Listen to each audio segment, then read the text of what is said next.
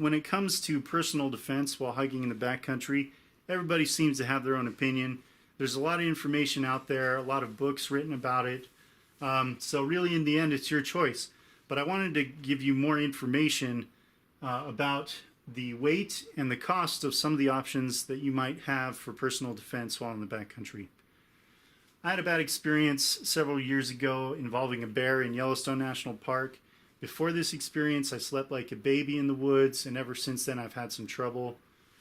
And this thing kept wandering around our campsite all night long and huffing at us and just breaking sticks. And so I was staring at the ceiling of my tent for the entire night and didn't sleep a wink. I didn't have so much as a pocket knife to protect me, and so it ended up obviously being the worst night of my life. Should have stayed at a Holiday Inn Express. Let's talk about some of the options you might have to defend yourself while in the woods. Maybe first on the spectrum could be this large hunting knife. This is 8 inches, and that with the sheath is 334 grams or 11.75 ounces. This is the bear pepper spray.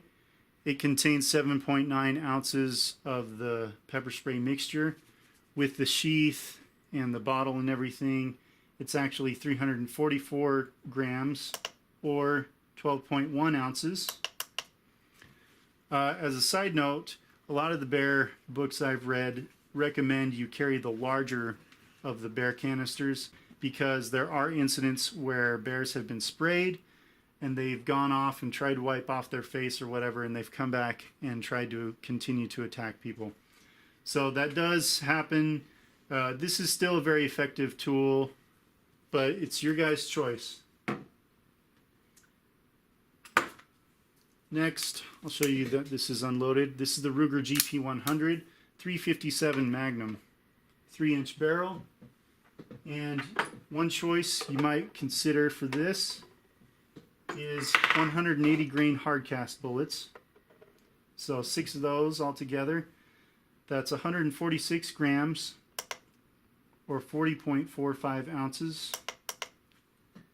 Or, also in the 357 category, would be a 6-inch Smith & Wesson 686 Deluxe. Now, this is actually a 7-shot revolver. And plus the 6-inch barrel, so 7 shots on there. That comes out to 1,420 grams or 50.05 ounces.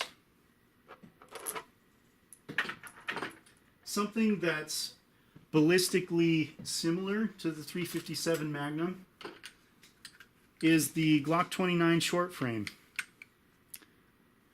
So the 10mm, this gun holds 10 plus 1 rounds, and these are hollow points. You might choose something different, but they're 180 grain, so it weighs the same for this test.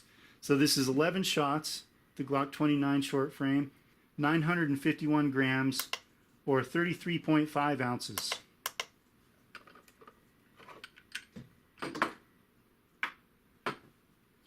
Or if you're particularly insecure, you might want to go with the Smith & Wesson 460 Magnum.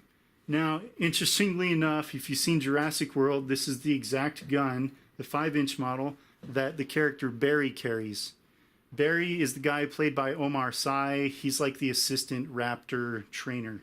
And it looks like from the movie, he actually goes with maybe the 200 grain Hornady Flex tip.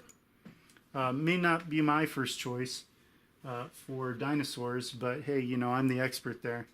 So this is actually the 325 grain hard cast, and it's a 5-shot revolver, and that comes out to 1,910 grams or 67.4 ounces.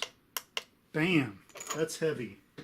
But hey, if you're insecure or if you're in an area where those big Bruins are, maybe this is a good option for you. Hopefully this video gave you some good information. If you learned something new, go ahead and hit that like button. Feel free to subscribe. That tells me that you want to see more of these videos, that you want more information from me. All right, guys, that's it for the video today. And so until your next trip, this is Are You Tired reminding you that you're working too hard.